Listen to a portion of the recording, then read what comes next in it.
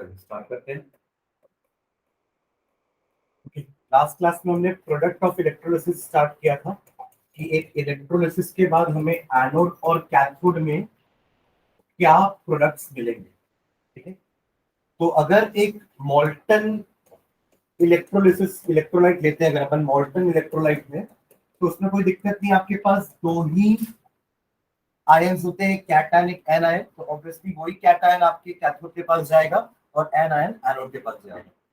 तो वो cation cathode के पास जाके रिड्यूस हो जाएगा और वो एन आयन एनोड के पास जाके ऑक्सीडाइज हो जाएगा, राइट। बट अगर आपके पास एक एक्वस इलेक्ट्रोलाइट है, ये नहीं लिखा हुआ, अगर एक आपके पास एक एक्वस इलेक्ट्रोलाइट है तो वहां पे H पॉजिटिव और OH नेगेटिव दो नए आयंस और आ जाते हैं, है ना। फिर डिपेंड करेगा कि किसका रिडक्शन पोटेंशियल के बारे में बात किए थे हम लास्ट क्लास में। रिडक्शन पोटेंशियल जिसका ज्यादा होगा वो रिड्यूस होता है और जिसका कम होगा वो ऑक्सीडाइज होगा। ठीक है, तो इससे अपन टेबल देखे थे हम ना, इस टाइप का एक टेबल था जो आपके एनसीईआरटी में भी है ना। तो इस टेबल में सारे का रिडक्शन पोटेंशियल लिखा हुआ है, जो सबसे ऊपर है उनका रिडक्शन पोटेंशियल हाईएस्ट है और नीचे वालों का रिडक्शन पोटेंशियल कम है। ऑब्वियसली नीचे वाले आपके मेटल्स हैं, मेटल्स रिड्यूस नहीं होते, मेटल्स ऑक्सीडाइज होते हैं, इसलिए उनका रिडक्शन पोटेंशियल बहुत कम है, माइनस में। ठीक है, बट हाँ अगर दो मेटल लूंगा तो ऑब्वियसली एक मेटल अगर ऑक्सीडाइज हो रहा है तो दूसरे को रिड्यूस, सॉरी एक अगर ऑक्सीडाइज हो रहा है तो दूसरे को रिड्यूस होना पड़ेगा। ठीक है, क्योंकि अगर आपने उसको कनेक्ट कर दिया है तो ऑब्वियसली उसके पास इलेक्ट्रॉन जाएगा तो वो रिड्यूस होगा। जैसे अपन ने जिंक कॉपर का एग्जांपल देखा था कि जिंक की ऑक्सीडाइज ये रिडक्शन पोटेंशियल वैल्यू कितनी होगी। अगर अपन यहाँ ढूंढे जिंक को तो जिंक कहाँ था,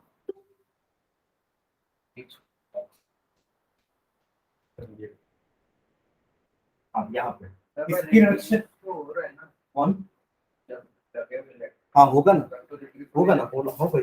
अगर एक ऑक्सीडाइज होगा तो दूसरा रिड्यूस होगा। हाँ हाँ होगा ना, हाँ होगा ना। अभी जिंक और कॉपर भी तो कॉपर रिड्यूस हो रहा है ना। एनर्जी, अब जो आपका पॉजिटिव आयन है वो कैथोड के पास जाएगा और वहां उसको इलेक्ट्रॉन मिलेगा तो रिड्यूस ही होगा। ये तो इलेक्ट्रोलिसिस का, वो मेटल एटम की बात कर रहा हूँ, ये मेटल आयन हो गया। अब इलेक्ट्रोलिसिस का थ्योरी क्या है, आयनाइजेशन थ्योरी क्या बोलता है कि एक आयन जाके न्यूट्रल बनेगा। अब अगर वो पॉजिटिव आयन होगा तो वो रिड्यूस होकर न्यूट्रल बनेगा और अगर वो एक नेगेटिव आयन होगा तो वो ऑक्सीडाइज होकर न्यूट्रल बनेगा, वो इलेक्ट्रॉन लूज करेगा अपना, और कैटायन इलेक्ट्रॉन गेन करके न्यूट्रल बनेगा, क्योंकि ऑलरेडी उसने इलेक्ट्रॉन लूज कर चुका है ना कैटायन बनने के लिए। ठीक है, तो ये जिंक का -0.76 था और कॉपर का आपका क्या था 0.34।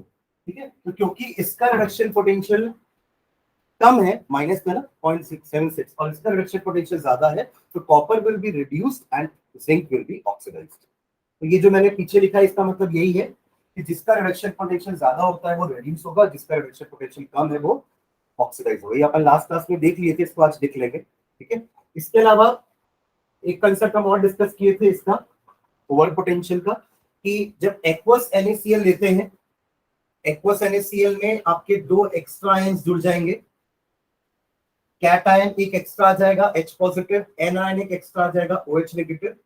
तो अब रेस होगी between Na positive and H positive.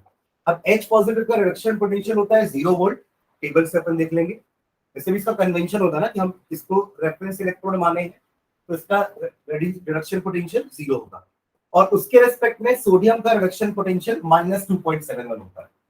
तो क्योंकि इसका रिडक्शन पोटेंशियल ज्यादा है तो ये आपका क्या हो जाएगा, रिड्यूस होगा जाके, समझ गए। तो कैथोड में आपका ये रिएक्शन होगा नीचे वाला, समझ रहे हैं, water will go and reduce, समझ में। अब वाटर का भी कौन सा कंपोनेंट रिड्यूस होगा, H पॉजिटिव वाला, और वही देखो हाइड्रोजन बन रहा है, OH नेगेटिव निकल गया।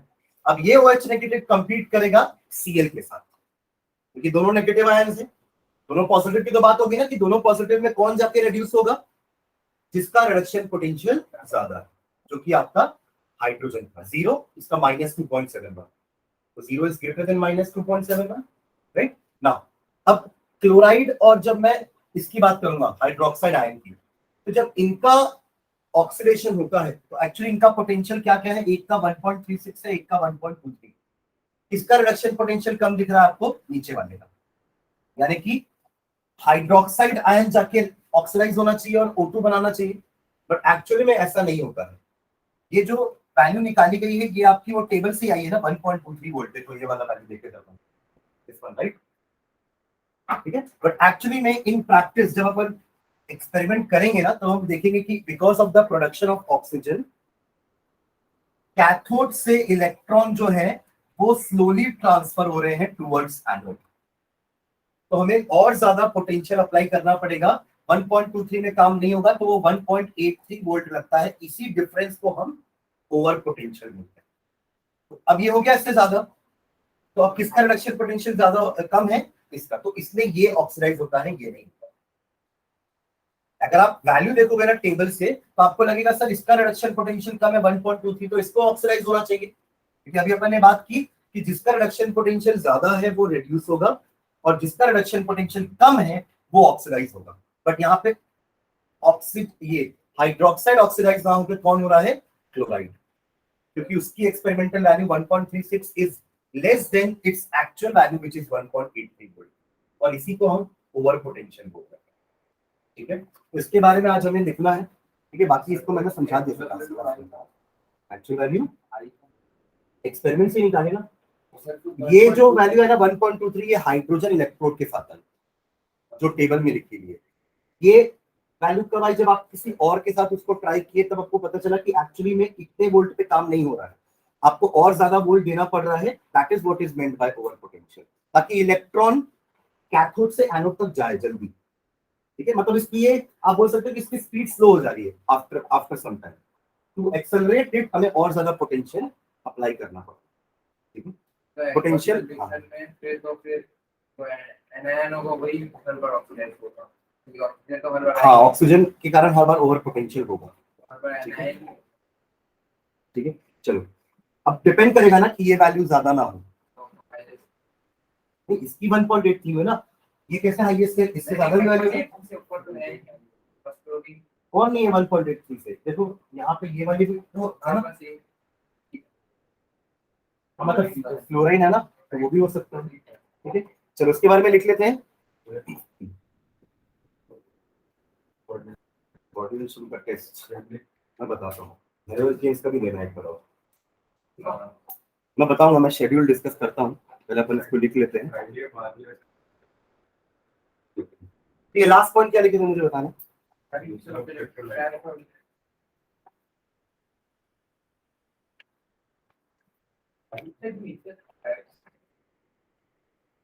इलेक्ट्रोड के बारे में। अच्छा एक और बात क्या की थी हमने इलेक्ट्रोड की ना, कि अगर इलेक्ट्रोड आपका रिएक्टिव है तो वो भी पार्ट लेता है इलेक्ट्रोलिसिस में, और अगर इलेक्ट्रोड इनर्ट है तो वो पार्ट नहीं लेगा। हमने प्लैटिनम का एग्जांपल लिया था, platinum was the inert electrode and copper was the reactive electrode, ठीक है।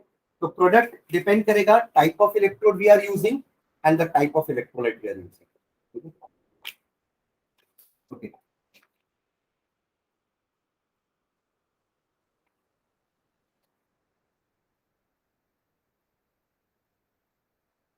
इसमें डायरेक्टली एग्जांपल लिखते हैं, नीचे लिखना एग्जांपल में,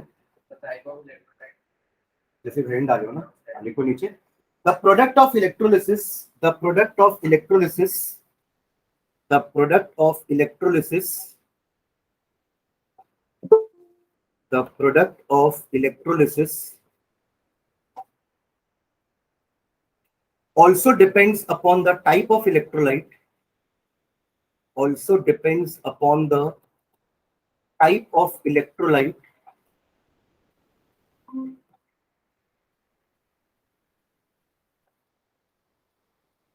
taken in the electrolytic cell, type of electrolyte taken in the electrolytic cell.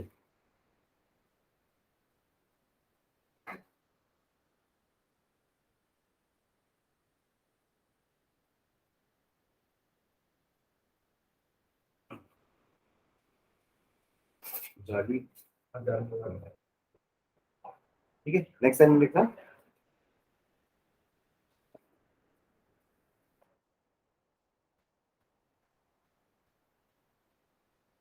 The product depend on the different. The product depend on the. The product depend on the.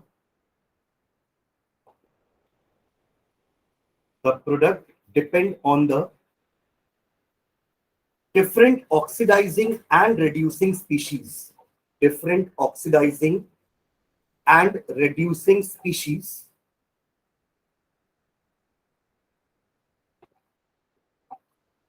Different oxidizing and reducing species present in the cell. Present in the cell. Present in the cell. And their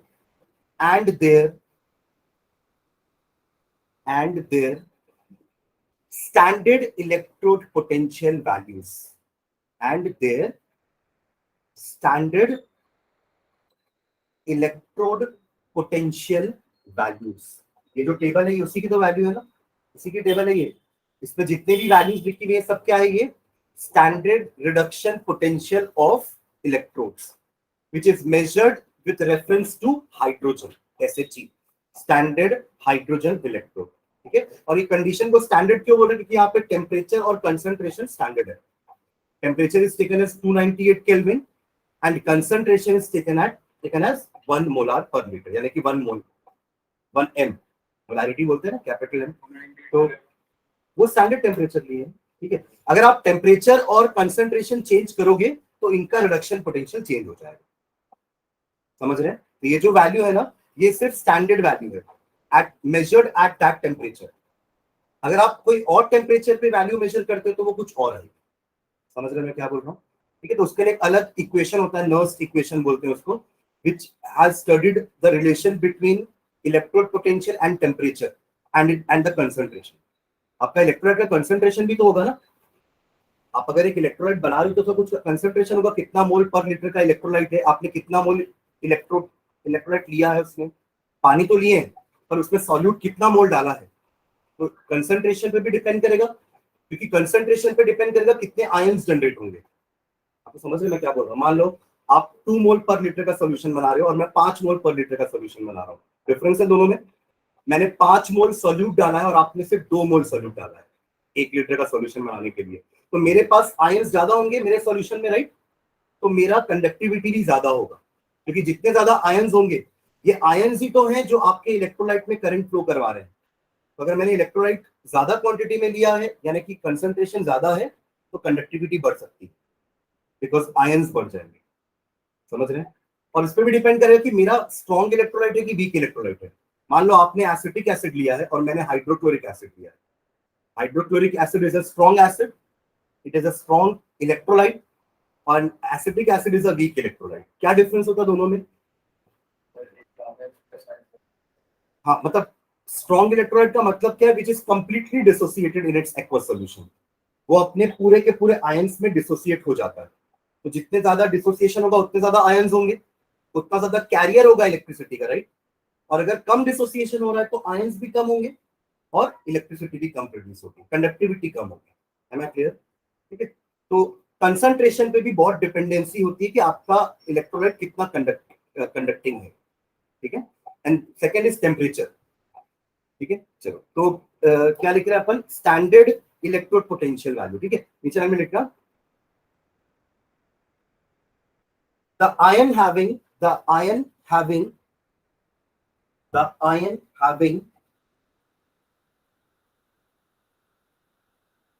greater value of reduction potential, the ion having greater value of reduction potential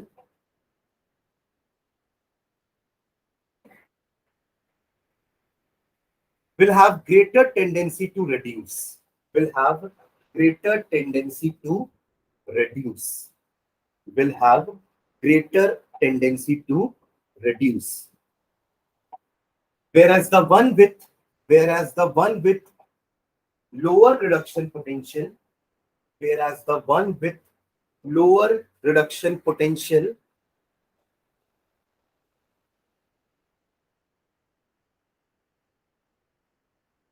whereas the one with lower electrode potential, ये कौन सा electrode potential है? Reduction वाला. ये जो table बनी है ना, सब रिडक्शन के रिएक्शंस है, भले वो एक्चुअल में ऑक्सीडाइज हुए होंगे हाइड्रोजन के रेस्पेक्ट में, बट लिखते समय हमने सबका रिडक्शन पोटेंशियल लिखा हुआ है। हाँ, रिडक्शन पोटेंशियल लिख लो, बेटर होगा। Lower reduction potential will have the tendency to oxidize, will have the tendency to oxidize, will have the tendency to oxidize.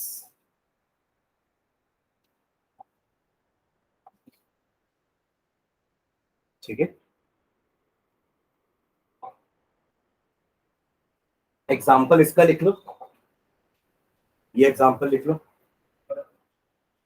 ये पूरा ही लिख लो, फिर मैं लास्ट में ओवर पोटेंशियल के बारे में लिखवा दूंगा।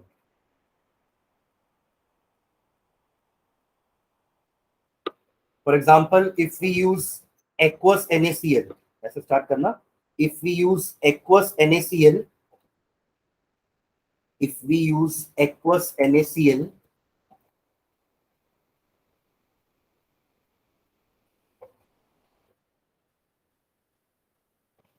we have four ions, we have four ions, we have four ions, that is H positive, Na positive, OH negative, Cl negative. H positive, OH negative आपके वाटर से आ गए, Na positive, Cl negative, NaCl से आ गए, ठीक है। इसे लिखना, at the cathode, at the cathode, at the cathode, there is competition between, at cathode there is competition between, at the cathode there is competition between Na positive and H positive, Na positive and H positive. ये दोनों reaction लिखना, उनके बगल में उनका standard reduction potential value लिखा हुआ है, ठीक है। लिख लो दोनों रिएक्शन।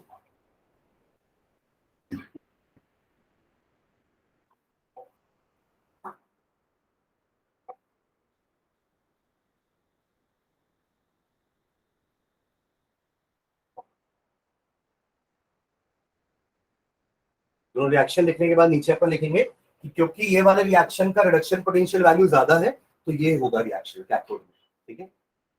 लिख लिया रिएक्शन सब।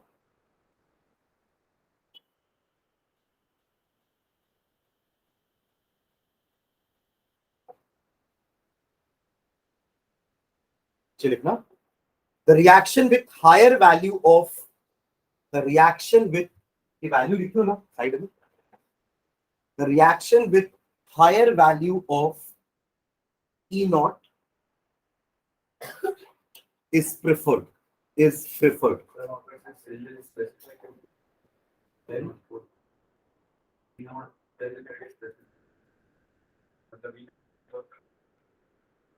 E naught आपका इलेक्ट्रिक पोटेंशियल, एक सेल का इलेक्ट्रिक पोटेंशियल है, इसमें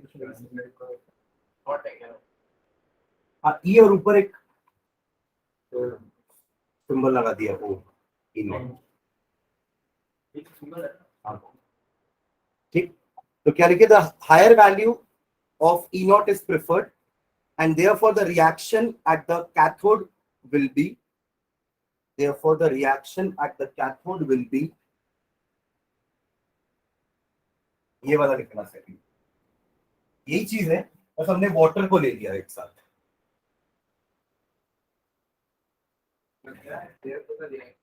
At the cathode will be, therefore the reaction at the cathode will be this one.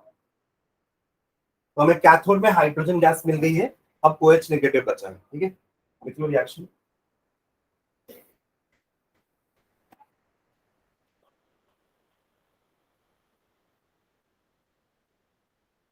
ठीक, तो नेक्स्ट टाइम में अब एनोड के बारे में लिख लेते हैं, नीचे लिखना,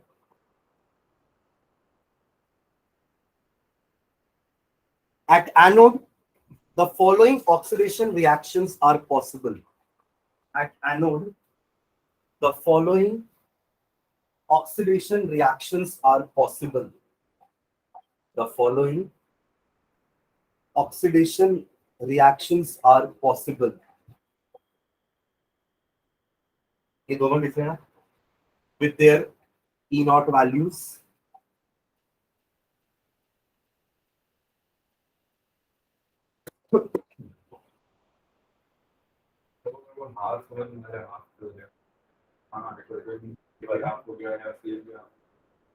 एक्चुअली अपन 1 मोल की बात करें ना, इसलिए वो ऊपर हाफ H2 लिखती है, बाकी ऐसे कभी रिएक्शन हम लिखते नहीं। हाँ, पर ये अपन 1 मोल की बात करें ना, इसलिए वो ऐसा लिखा हुआ है। बाकी इन प्रैक्टिस, इन एक्सपेरिमेंट ऐसा नहीं होता है प्रैक्टिकल। हाँ, पूरा आप 2 से मल्टीप्लाई करोगे रिएक्शन को, क्योंकि यहाँ पे एक ही H पॉजिटिव ले रहे हैं ना, इसलिए यहाँ एक H दिखाने के लिए अपन सिंपल H नहीं लिखते, इसलिए मॉलिक्यूल H2 लिखे हैं, पर H2 दो बन नहीं रहा है तो हाफ कर दिए, तो यानी कि एटम एक ही है, ये बता रहा है ये चीज। ठीक है, हाँ, हाफ मोल नहीं, एक एटम। H पॉजिटिव है ना, अगर आपने उसमें एक इलेक्ट्रॉन ऐड कराया तो एक ही एटम बनेगा ना H का, तो उसको एक एटम दिखाने के लिए अपन सिंपल H ना लिख के, क्योंकि H ऐसे एग्जिस्ट नहीं करता ना, सिंगल H एग्जिस्ट नहीं करेगा, बट H2 तो एग्जिस्ट करता है, तो हाफ H2 लिखिए। ठीक है, बाकी ये हाफ H2 भी नहीं होता कुछ, मॉलिक्यूल को भी आप आधा नहीं कर सकते। ठीक है, हाँ, क्योंकि वो H कभी H के फॉर्म में रहेगा ही नहीं, ये भी मीनिंगलेस है एक्चुअली लिखना, बट एक चीज तो हमको कोई डिनोट करना पड़ेगा ना, जहाँ पे H पॉजिटिव है, और क्या आप चाहो तो पूरे रिएक्शन को 2 से मल्टीप्लाई कर सकते हो, ये आपका H2 हो जाएगा। हाँ, लिखते हैं, बट इन प्रैक्टिस नहीं लिखना चाहिए, क्योंकि कभी ऐसा होगा ही ना, वो पता है कि हाफ मॉलिक्यूल तो कुछ होता ही नहीं। ठीक है, चलो लिखो नीचे। नेक्स्ट हो गया, दोनों रिएक्शन की वैल्यूज लिख ली है ना। ठीक है, नीचे लिखना, the reaction at anode with the reaction at anode with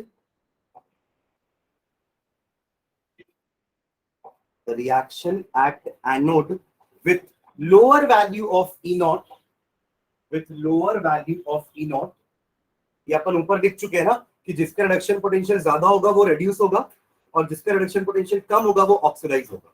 ठीक है, तो इसलिए ये लाइन समझ में आ रही है ना, जो अपन लिख रहे थे, reaction at anode with lower value of E naught is preferred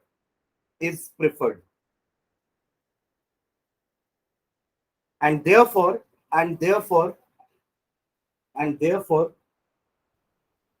water should get oxidized, and therefore water should get oxidized in preference to Cl negative, in preference to Cl negative। ये value देख के हमको यही लग रहा है ना कि इसका वैल्यू छोटा है तो वाटर को ऑक्सीडाइज होना चाहिए, इसकी वैल्यू छोटी है E नॉट की। ठीक है, full stop. however on account of overpotential, however, on account of overpotential of oxygen, however, on account of overpotential of oxygen, reaction of chloride is preferred.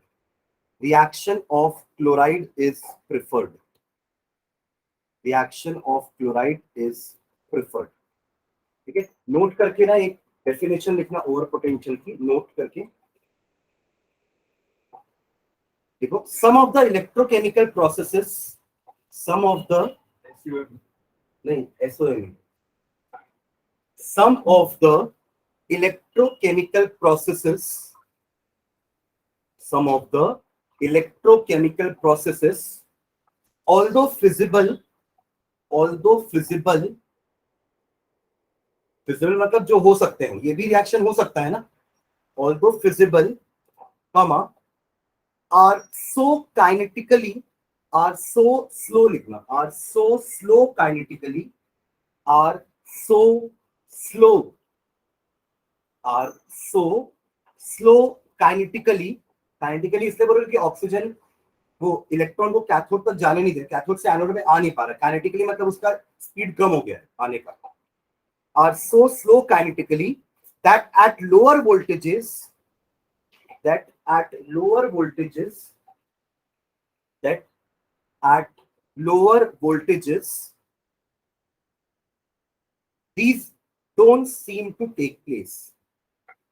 At lower voltages, these don't seem to take place. SWM. These don't seem to take place. SWM, seem to take place. And extra potential has to be applied. And extra potential has to be applied.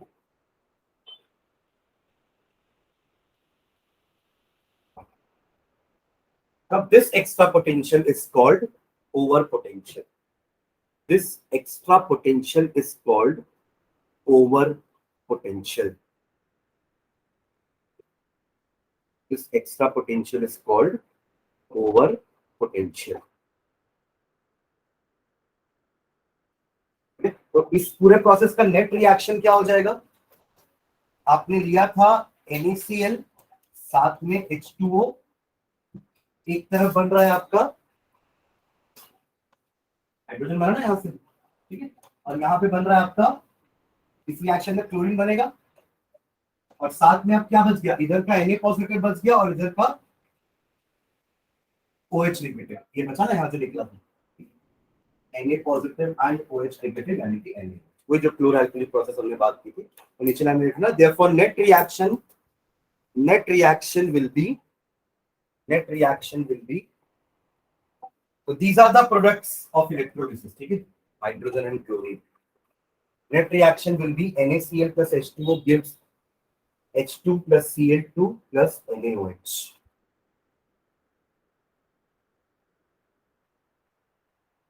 Ionic form में लिखोगे तो ये आपका half Cl2 half H2 Na positive and OH, ठीक है, ठीक, चलो next नहीं डालना,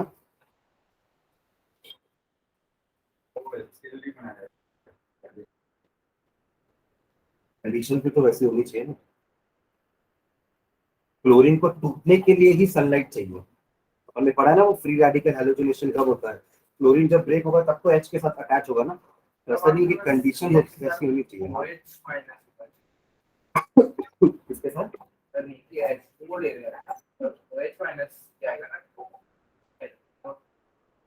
ये नहीं, तो ऐसे भी तो यहाँ पे अगर आप देखोगे तो ये ओवरऑल रिएक्शन लिखा हुआ है, एक्चुअली हम दोनों तरफ वाटर ही ले रहे हैं, वाटर ही जाके रिड्यूस हो रहा है और वाटर ही जाके ऑक्सीडाइज, आप चाहो तो उसका रिएक्शन लिख सकते हो, OH नेगेटिव है वो जाके एक इलेक्ट्रॉन लूज करेगा और OH बन जाएगा, ऐसा भी लिख सकते हैं, जैसे अपन ने यहाँ ऑक्साइड के ये H पॉजिटिव के लिए लिखा है यहाँ पे, ये रिएक्शन H पॉजिटिव के लिए है रिडक्शन, और वही सेम रिएक्शन हमने वाटर के लिए लिखा है, वाटर से ही तो H पॉजिटिव आया है ना, वैसे ही वाटर से ही OH नेगेटिव भी आएगा,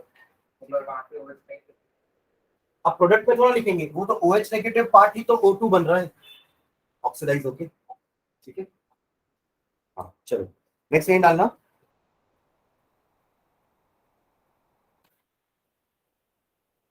conductance of electrolytic solutions, conductance of electrolytic solutions, conductance of electrolytic solutions, conductance of electrolytic solutions. Basically conductors आपके दो टाइप के होते हैं, एक होते हैं इलेक्ट्रॉनिक कंडक्टर्स एंड दूसरे होते हैं इलेक्ट्रोलिटिक, जो इस चैप्टर में हम पढ़ रहे हैं, इलेक्ट्रोलाइट्स, ठीक है, इलेक्ट्रोलिटिक कंडक्टर, कंडक्टर का डेफिनेशन तो सबको पता है कि the one which help in conduction of electricity, electron को फ्लो होने देगा, करंट को फ्लो होने देगा, उसको अपन कह रहे हैं कंडक्टर्स, ठीक है, बस दोनों में फर्क क्या है कि एक में कंडक्टिविटी इलेक्ट्रॉन्स के कारण है और दूसरे में इलेक्ट्रोलाइट का जो आयंस है उसके कारण, ये डिफरेंस होता है दोनों में। ये आपके मेटल कंडक्टर्स होते हैं, जैसे कॉपर हो गया, वो कंडक्शन करते समय खुद डिकम्पोज नहीं होते, कॉपर वायर जैसे कंडक्शन कर रहा है तो क्या वो डिकम्पोज हो रहा है क्या, डिकम्पोज होने का मतलब क्या वो टूट रहा है क्या, नहीं, बट यहाँ पे इलेक्ट्रोलाइट्स जब कंडक्टिविटी करते हैं या कंडक्शन करते हैं तो वो डिकम्पोज होते हैं, वी हैव सॉ राइट कि NaCl जो है वो डिकम्पोज हो गया Na और Cl में, ब्रेक हुआ ना, तो दोनों में डिफरेंस क्या है? पहला डिफरेंस हो गया कि कैरियर एक में इलेक्ट्रॉन है, दूसरे में आयंस है।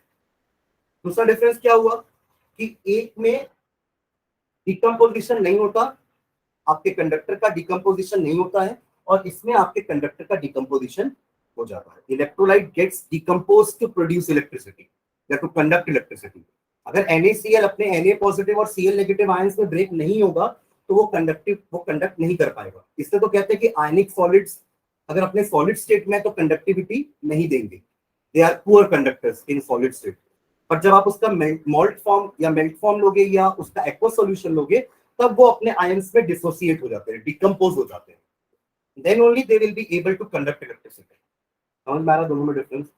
Metal conductors do not decompose to produce electricity or to conduct electricity, but electrolytic conductors decompose to conduct electricity. Copper वाला जो करने से हुई क्या, कॉपर के लिए प्लैटिनम ले से वो नहीं, इलेक्ट्रोलाइट डिकम्पोज होता है। We are not talking about electrodes. Electrodes तो मेटल की हैं, वो तो कंडक्ट करेंगी ही, है ना, बट मैं बात कर रहा हूँ इलेक्ट्रोलाइट की। अंदर कंडक्शन, अंदर हमने वायर थोड़ा लगा के रखा है, अंदर कंडक्टिविटी कौन मेंटेन कर रहा है? इलेक्ट्रोलाइट ही मेंटेन कर रहे हैं। ये अगर आपका सेल है, इलेक्ट्रोलाइटिक सेल है, आपने यहाँ पे एक इलेक्ट्रोड लगाया, यहाँ लगाया, आपने यहाँ पे बैटरी भी दे दी, तो यहाँ तक तो पूरा कनेक्शन हमको दिख रहा है साफ साफ। ये आपका मेटल कंडक्टर है, ये भी मेटल कंडक्टर है, मेटल वायर लगा हुआ है और बैटरी लगी हुई है, बट अंदर कौन कंडक्टिविटी क्रिएट कर रहा है? वो है इलेक्ट्रोलाइट, है ना। वो भी कब करेगा? जब आप Na पॉजिटिव और Cl नेगेटिव, यानी कि आपका इलेक्ट्रोलाइट आयन से ब्रेक होगा, उसके बाद ही वो कंडक्टिविटी कर पाएगा। समझ रहे हैं? इसलिए बोला जा रहा है कि इलेक्ट्रोलाइट डिकम्पोज होते हैं कंडक्ट करने के लिए। समझ रहे? ऊपर वाले कॉपर वायर को डिकम्पोज नहीं होना पड़ रहा है। Am I clear? ठीक है, तो नीचे लिखना substances which allow electricity, substances which allow electricity, substances which allow electricity to pass through them, to pass through them are known as conductors, are known as conductors, are known as conductors। ठीक है, इसका जो opposite होगा वो insulator होंगे, उसको नहीं लिख पा रहा हूं मैं। ठीक है, नेक्स्ट टाइम में लिखना डायरेक्टली ऐसे लिखो, conductors are of two types, conductors are of two types, conductors are of two types. First लिखना इलेक्ट्रॉनिक कंडक्टर्स, नाम से समझ में आ रहा है इलेक्ट्रॉन्स के फ्लो से इलेक्ट्रिसिटी प्रोड्यूस होगी, क्योंकि मेटल्स के पास they have sea of free electrons, metals के पास सी ऑफ फ्री इलेक्ट्रॉन्स होते हैं, तो that those free electrons can easily move, right, free है क्योंकि इलेक्ट्रॉनिक कर्नल, वो कर्नल वो तो पॉजिटिव आयंस को बोलते थे, इलेक्ट्रॉन्स के साथ जो पॉजिटिव चार्ज होते हैं ना उन्हें हम कर्नल्स बोलते थे, KERNELS कर्नल्स। हाँ नहीं, सॉलिड स्टेट में पढ़े थे, मेटालिक बॉन्ड पढ़ते थे, ठीक है। हाँ, तो इलेक्ट्रॉनिक कंडक्टर्स, इसमें हाइफन डाल के लिखना, they conduct without undergoing decomposition, they conduct without undergoing decomposition, they conduct without undergoing decomposition। ये लाइन समझ में आ रही है सबको? they conduct without undergoing any decomposition and the conduction is due to the flow of electrons, and the conduction is due to the flow of electrons, and the conduction is due to the flow of electrons। ठीक है, example मुझे देने की जरूरत नहीं, सारे metals conductors हैं, right, सारे मेटल्स आपके कंडक्टर्स हैं और वो इसी तरह के कंडक्टर हैं। सेकेंड कुछ नहीं, वो तो पॉजिटिव आयंस है, वो अपनी जगह पे रहेंगे। सेकेंड लिखो, क्या लिख रहे थे? हाँ, इलेक्ट्रोलाइटिक कंडक्टर ना, सेकेंड इलेक्ट्रोलाइटिक कंडक्टर। ठीक है, इसमें हाइफन डाल के लिखना। अब जैसा उसमें लिखे वहां पहला लाइन क्या लिखे थे कि द कंडक्ट, देखो वहां विदाउट डिकम्पोजिशन था, यहाँ क्या लिखेंगे? they conduct by undergoing decomposition. They conduct by undergoing decomposition. They conduct by undergoing decomposition. They conduct by undergoing decomposition.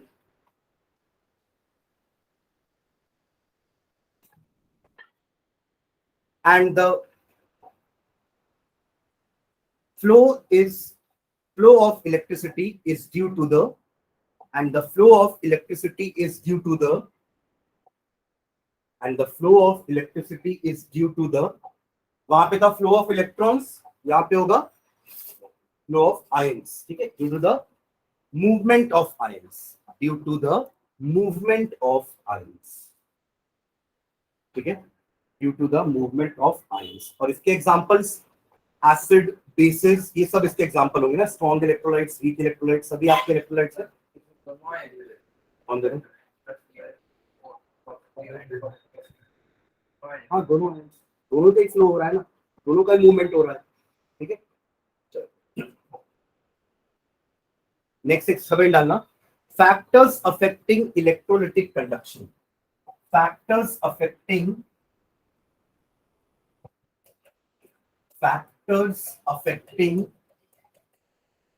Electrolytic conduction. मतलब ये कंडक्शन कम या ज्यादा हो सकता है कुछ फैक्टर्स के कारण. ठीक है, तो फर्स्ट फैक्टर लिखना, nature of electrolyte. Nature of electrolyte. Nature of electrolyte मतलब अगर इलेक्ट्रोलाइट स्ट्रॉन्ग है तो कंप्लीटली डिसोसिएट होगा अपने आयंस में, और अगर एक इलेक्ट्रोलाइट वीक है तो वो उसके सारे मॉलिक्यूल्स डिसोसिएट नहीं होते. जैसे HCl और CH3COOH में यही डिफरेंस है ना. ये मान लो आपका HCl है, इसके आप जितने भी मॉलिक्यूल्स लोगे सभी के सभी मॉलिक्यूल्स H पॉजिटिव और Cl नेगेटिव में ब्रेक हो जाएंगे, कंप्लीटली डिसोसिएशन. बट यहाँ पे कुछ मॉलिक्यूल्स डिसोसिएट होंगे in acetate ion and H positive ions, और कुछ मॉलिक्यूल्स अभी भी एसिटिक एसिड के फॉर्म में ही रहेंगे. That is why this is known as a weak electrolyte, और ये आपका एक स्ट्रॉन्ग इलेक्ट्रोलाइट है. क्योंकि इसके अंदर आयंस ज्यादा होंगे तो इसका कंडक्टिविटी भी ज्यादा होगा, कंडक्टेंस ज्यादा होगा. ठीक है, तो ये हो गया नेचर ऑफ इलेक्ट्रोलाइट. लिख लो इसके नीचे, strong electrolyte ionise almost completely. Strong electrolyte ionise almost completely. Strong electrolyte ionize almost completely, and hence their conductivity will be large. And hence their conductivity will be large. Conductivity will be large. Whereas weak electrolytes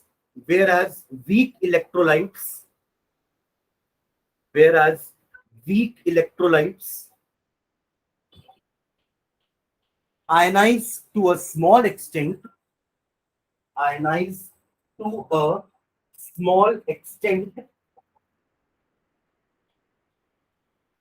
and hence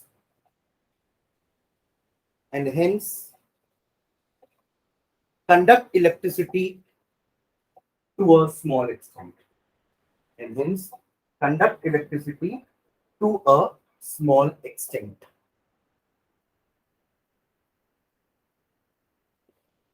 पहला factor clear है सबको. ठीक है, second लिखना,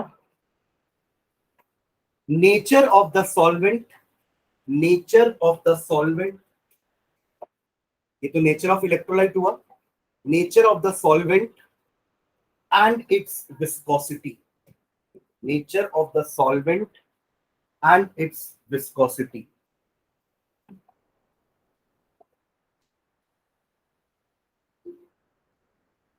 ठीक है, जैसे अपन NaCl का सॉल्यूशन एक्वस यानी वाटर के साथ ही क्यों बना रहे हैं, क्योंकि वाटर एक पोलर सॉल्वेंट है. हमने बात की थी ना कि कैसे Na पॉजिटिव आपके Cl ये वाटर के साथ कंप्लीटली डिसोसिएट हो जाएगा, बिकॉज दोनों ही पोलर नेचर के हैं. ये हमने लास्ट क्लास में डिस्कस किया था. सॉल्यूशन भी जिनको मैं पढ़ा रहा था, लाइक डिसॉल्व्स लाइक, हमने पढ़ा था ना कि Na पॉजिटिव यानी कि NaCl एक पोलर सॉल्यूट है और वाटर अपने आप में एक पोलर सॉल्वेंट है. तो जितना ज्यादा आपका सॉल्वेंट पोलर होगा, है ना, आपका मिक्सिंग, आपका आयनाइजेशन उतना ज्यादा होगा और कंडक्टिविटी उतनी ज्यादा बढ़ेगी। एंड जब मैं बात करूंगा विस्कोसिटी की, विस्कोसिटी का मतलब क्या होता है, मतलब आपका लिक्विड कितना गाढ़ा है। एक्चुअली ये वाला पार्ट 11th में था बट वो हट गया, इसलिए आप लोग पढ़े नहीं कि लिक्विड की प्रॉपर्टीज क्या होती है। आप लोगों ने उसमें पढ़ा है, गैस का पूरा नेचर पढ़ा था, राइट, एक चैप्टर था ना आप लोग स्टेट्स ऑफ मैटर, तो उसमें शुरू का पार्ट पूरा गैस का था, Boyle's law, Charles law, Gay Lussac's law, Avogadro's law, ये सब आपने पढ़ा था। और सेकंड पार्ट लिक्विड स्टेट का ओमिट हो गया था। एक्चुअली उसी में दो प्रॉपर्टी अपन पढ़ते, एक सरफेस टेंशन और एक था विस्कोसिटी। तो विस्कोसिटी का मतलब क्या होता है, हाँ नहीं पढ़े उसमें। विस्कोसिटी का मतलब क्या होता है, एक लेयर ऑफ लिक्विड दूसरे लेयर को कितना ज्यादा रेजिस्ट कर रहा है फ्लो होने में। अगर वो रेजिस्ट नहीं कर रहा है तो आराम से फ्लो होगा लिक्विड, जैसे पानी फ्लो होता है। बट अगर वही एक लेयर दूसरे लेयर को बहुत ज्यादा रेजिस्ट कर रहा है तो वो बहुत धीरे फ्लो होगा। जैसे कि हनी, आप हनी और पानी को ऐसे गिराओ, पहले कौन गिरेगा, पानी, बिकॉज उसमें विस्कोसिटी कम है, वो कम गाढ़ा है, that is a less viscous liquid. तो अगर विस्कोसिटी ज्यादा होगी तो मूवमेंट स्लो हो रहा है, मतलब डाइल्यूट कॉन्सेंट्रेटेड में ऐसा नहीं हो सकता कि वो गाढ़ा है। कंसंट्रेटेड का मतलब ये नहीं बोलते कि गाढ़ा है, उसमें सॉल्यूट ज्यादा है। दोनों ही दिखने में आपको एक जैसे दिखेंगे, बट एक में सॉल्यूट ज्यादा है, एक में सॉल्यूट कम है, तो वो कंसंट्रेटेड डाइल्यूट होता है। ठीक है, विस्कोसिटी हाई होने का मतलब है कि वो लिक्विड आपका गाढ़ा होगा, और अगर ऐसा लिक्विड है तो उसका स्पीड भी कम होगा, मूवमेंट स्लो हो जाएगा, राइट। और अगर मूवमेंट स्लो है तो कंडक्टिविटी भी कम हो जाएगी। ठीक है, तो लिक्विड का सॉल्वेंट के लिए electrolytes ionize more in a polar solvent, electrolyte ionize more in a polar solvent, electrolyte ionize more in a polar solvent, full stop. Hence greater the polarity of the solvent, greater the polarity of the solvent, greater is the ionization, greater is the ionization, and hence greater is the conductance, and hence greater is the conductance, and hence greater is the conductance. Clear है पूरा। Viscosity के बारे में भी एक line लिख लेते, नीचे लिखना greater is the viscosity, full stop डाल के, greater is the viscosity, less is the conductance, greater is the viscosity, less is the conductance.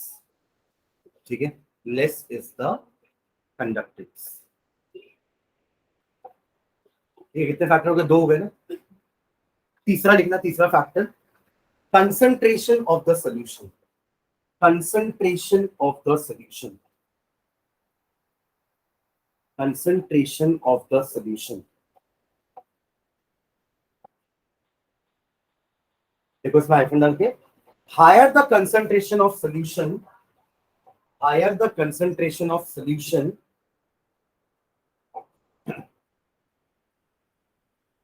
less is the conduction, less is the conduction. Higher the concentration of solution, less is the conduction. ये line में थोड़ा गड़बड़ नहीं लग रहा है क्या? Higher the concentration of the solution, less is the conduction. हाँ, है ना, होना चाहिए ना कि कंडक्शन ज्यादा होना चाहिए, क्योंकि अगर आपका कंसंट्रेशन ज्यादा है तो ऐसा समझो कि NaCl एक में ज्यादा है और दूसरे सॉल्यूशन में NaCl कम, कंसंट्रेशन इसमें ज्यादा है, यहाँ पे कम है। दोनों ही स्ट्रॉन्ग इलेक्ट्रोलाइट है ना, है तो दोनों NaCl, NaCl का एक्वस सॉल्यूशन हमेशा स्ट्रॉन्ग इलेक्ट्रोलाइट ही होगा।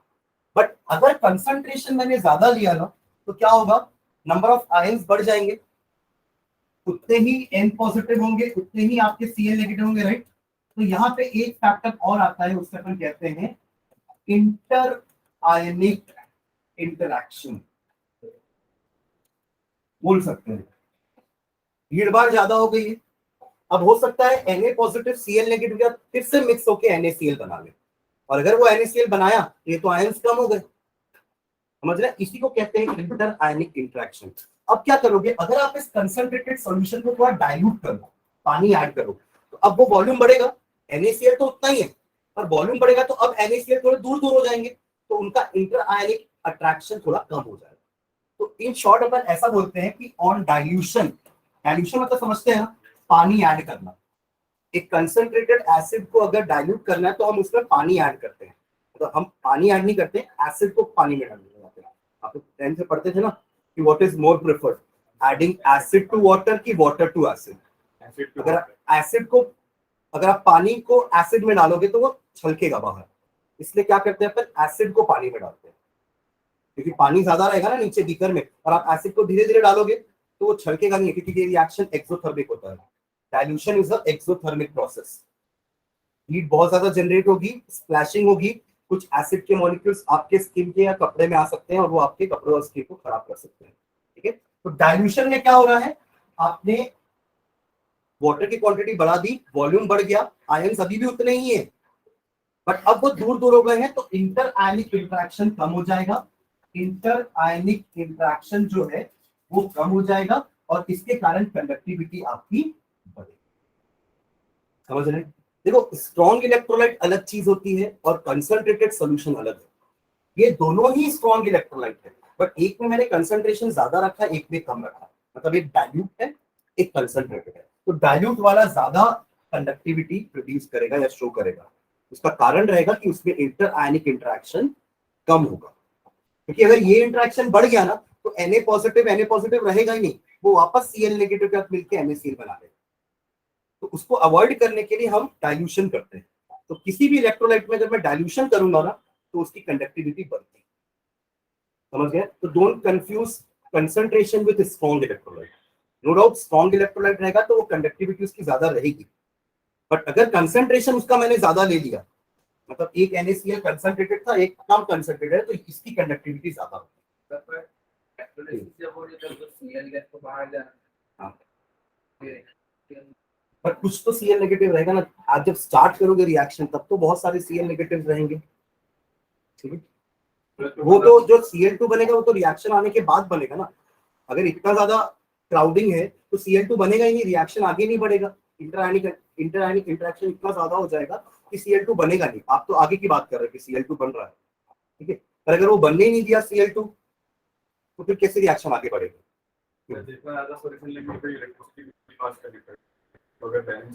हाँ, मतलब अगर मुझे उसको तोड़ना है तो इलेक्ट्रिसिटी भी ज्यादा लगेगी, वही ओवर पोटेंशियल वाली कंडीशन आएगी।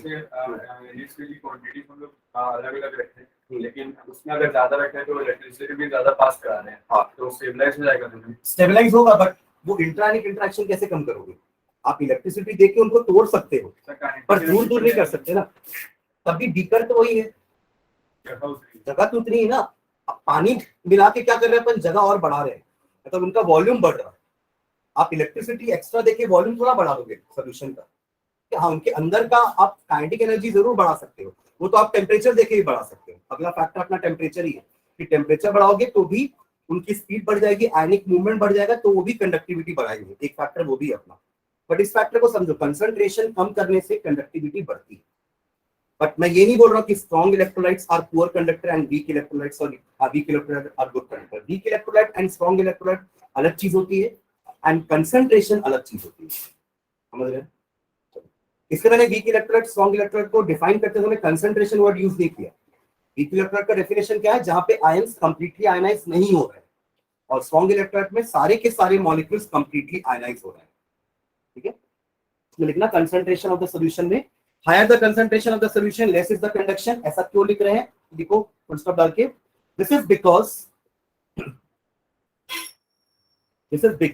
इन अ strong electrolyte in a strong electrolyte the interionic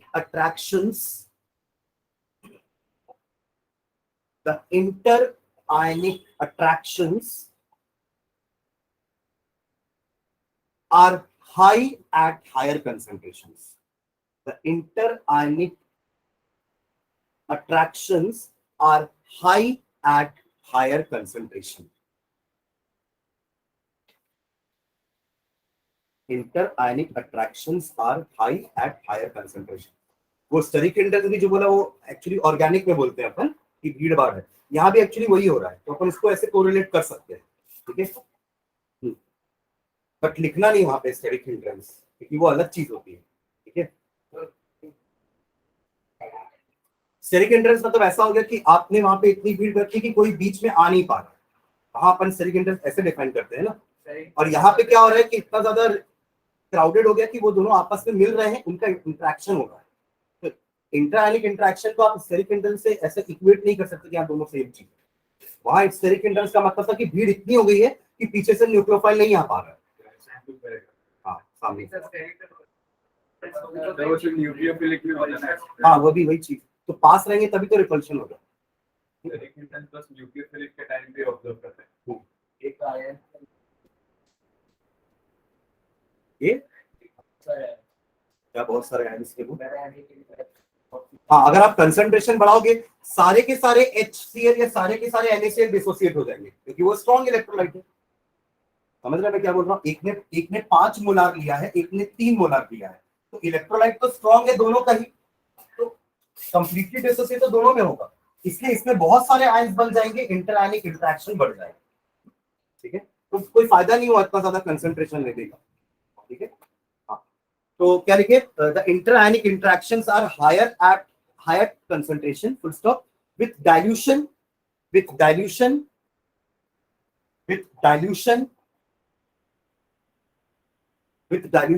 इंटरआयनिक interaction decreases. अब वॉल्यूम बढ़ जाएगा सॉल्यूशन का, आपने जब पानी ऐड किया तो अब ओवरऑल वॉल्यूम बढ़ेगा, जगह बढ़ेगी, तो अब ये थोड़ा दूर दूर हो जाएगा। With dilution, interionic interaction decreases and hence conduction increases. And hence conduction increases. And hence conduction increases. ठीक है, लास्ट फैक्टर लिखना टेम्परेचर। टेम्परेचर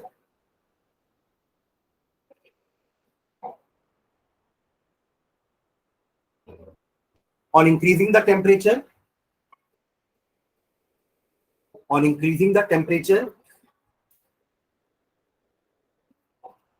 dissociation increases,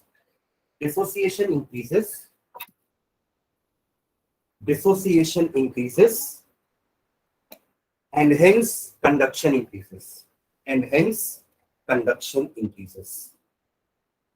ये फैक्टर हालांकि स्ट्रॉन्ग इलेक्ट्रोलाइट में उतना ज्यादा इफेक्टिव नहीं होगा, क्योंकि स्ट्रॉन्ग इलेक्ट्रोलाइट तो पहले से ही फुल्ली डिसोसिएटेड है। समझ रहे हैं मैं क्या बोल रहा हूँ? वीक इलेक्ट्रोलाइट पर टेम्परेचर बढ़ाने से कंडक्टिविटी बढ़ाई जा सकती है, बट एक स्ट्रॉन्ग इलेक्ट्रोलाइट तो पहले से ही फुल्ली डिसोसिएटेड है। आप और क्या तोड़ोगे उसको? उसके 10 मॉलिक्यूल थे, 10 के 10 आयंस में कन्वर्टेड है पहले से ही। आपने टेम्परेचर बढ़ा भी दिया तो उनका डिसोसिएशन तो पहले से ही पूरा हो चुका है। समझ रहे मैं क्या बोल रहा हूँ? क्या बढ़ जाएगा? हाँ रिएक्शन का रेट बढ़ जाएगा, स्पीड बढ़ेगी। हाँ होगा ना, वही रेट बढ़ना मतलब कुछ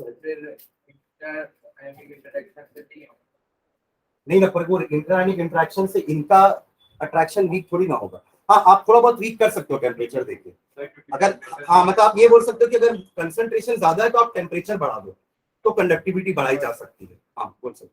तो वॉल्यूम का रीजन हो सकता है इसका, टेम्परेचर बढ़ाएंगे तो इलेक्ट्रोलाइट एक्सपांड होगा, तो वॉल्यूम बढ़ेगी तो उनके पास हाँ मतलब ये डिसोसिएट जल्दी होंगे, मतलब अगर मिल भी रहे हैं ना, इंटरेक्शन बढ़ भी रहा है तो वो टेम्परेचर उनका इंटरेक्शन को कम कर देगा, तो कंडक्टिविटी बढ़ाई जा सकती है। तो on increasing the temperature dissociation increases and hence conduction increases. देखो टेम्परेचर वाला फैक्टर हमारे इलेक्ट्रॉनिक कंडक्टर के लिए अपोजिट काम करता है।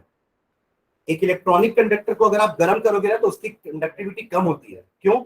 इलेक्ट्रॉन्स पहले से ही उस वायर से आराम से फ्लो कर रहे थे। ये ना, अगर आपका वायर तो बहुत पतला वायर बना दिया मैंने, थोड़ा मोटा वायर बना दिया। ये इलेक्ट्रॉन्स हैं आराम से फ्लो कर रहे थे, राइट? बट आपने टेम्परेचर बढ़ा के इनको एजिटेट कर दिया, एक्साइट कर दिया, तो अब वो जो एक प्रॉपर ऑर्डर में फ्लो कर रहे थे, they were going towards positive charge, right, positive terminal of the battery, अब वो इधर उधर जाना चालू कर देंगे।